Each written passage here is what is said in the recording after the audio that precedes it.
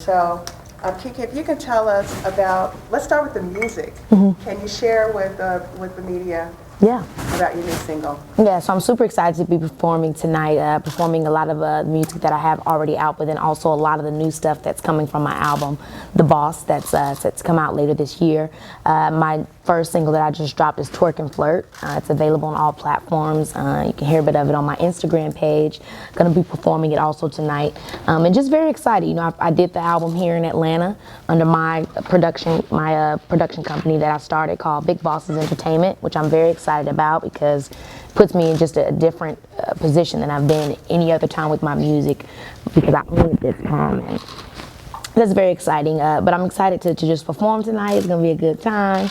And yeah. And so you know about the music, you know about the acting.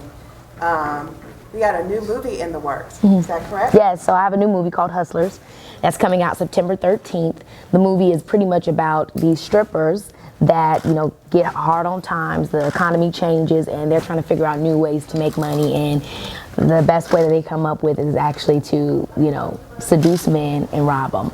And though that's such a heavy concept, the movie is also has a lot of heart. You find yourself really falling in love with the characters and also finding humor in some of these real life tough moments. I'm very excited about the movie. It's starring J-Lo, Constance Wu, Lily Reinhart, myself, Cardi B, Lizzo, a bunch of really great people in the movie, and so I'm excited for everyone to see it. It kind of like gives you a female Goodfellas type of vibe. And our last question, and sorry for wrapping this up so quickly, you'll be performing on the Bronner Brothers stage for the very first time. Yeah. Tell us what we can expect and how you feel about being at the show. Well, I mean, I've known about Bronner Brothers since I was born, so it's very exciting and a pleasure to be here and to perform on the stage. What you can expect is a lot of fun, dancing, conversation, you know, personality, just everything that you see when you go to my Instagram page. You know, the thing is I do so many different things, but they're always coming together. You know, it's not just I'm doing music or I'm just doing acting. It's all of who I am together. So what you can expect is to see a full-rounded show encompassing all things Keke. All things Keke. I think that's a hashtag. That's created. All things Keke.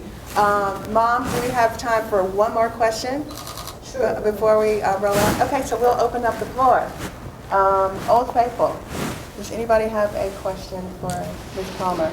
Well, why at this point in your career did you want to do like a talk show?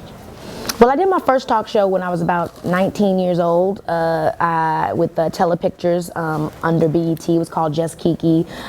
Didn't end up continuing with that, but hosting was always something I loved. I think mainly because I wanted to be able to be somebody in my generation that could allow us the platform to speak to each other. I think a lot of times people that are hearing our voice or trying to understand our voice are not people within, you know, that they're not our peers. So I think that's why it was so important to me, was just to be able to be a conduit to the culture and my generation. And so it's just been a journey, and the journey has led me up to this point now where I'm on Strahan and Sarah, and it's definitely fun. Yep. Why do you think it's so important today in this climate to celebrate Black beauty? Oh, I mean, I think it's always the climate to celebrate Black beauty. To me, I don't think there's any time that we shouldn't.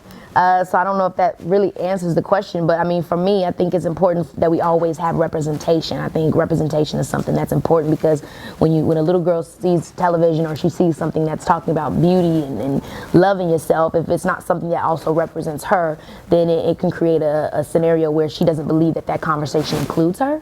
And so that's why I think representation is so important, especially in terms of Black beauty, because we want all the young Black boys and girls to be able to know that they are capable of having the love story and the happiness that anyone is capable of having.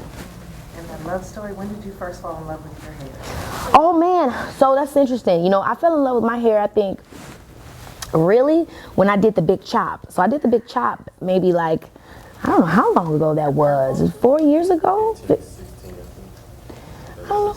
2016, yeah, I did the big chop. Before then, I think I always felt like my hair had to be a certain way in order to be good or to look right, or, you know, it was just kind of like the cycle that I think we all go through, just of like, oh, what makes something look good? It's not always defined by you.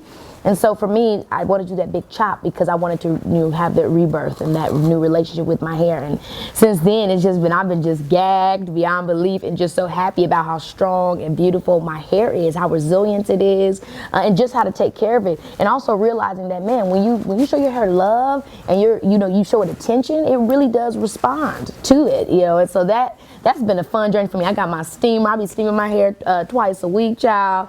Oh my gosh, it's just a blast. The relationship that I now have with my hair is so much different than it was when I was a kid.